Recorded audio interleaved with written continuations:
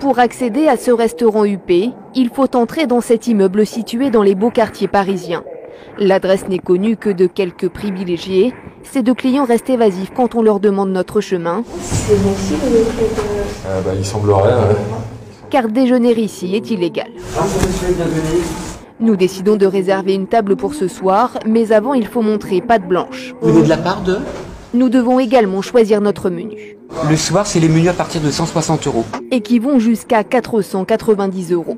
Une clientèle fortunée car le chef est peu connu du grand public mais proche des stars. Dans la salle, pour plus d'intimité, les volets sont fermés. Le service est haut de gamme, pourtant le personnel ne respecte pas les gestes barrières. On n'a pas de masque. Bon, les clients non plus d'ailleurs. Les gens qui viennent ici, en fait, retirent le masque. Il y a pas de...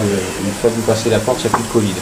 Donc les gens se sentent à l'aise et ça, c'est un club privé, les gens se sentent comme chez eux. Des rassemblements quotidiens ont lieu midi et soir. Comme cette fête payante organisée hier dans un lieu privé de la capitale, 220 € la soirée, caviar et champagne.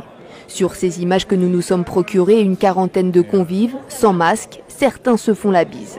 Nous avons contacté l'organisateur de ce dîner illégal. Ce collectionneur renommé se défend et dénonce une pratique généralisée.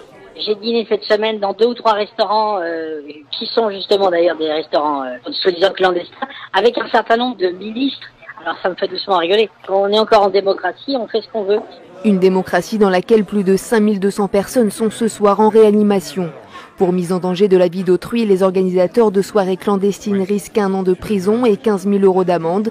Les participants, eux, peuvent recevoir 2 amendes de 135 €, l'une pour non-respect du couvre-feu, l'autre pour non-respect du port du masque.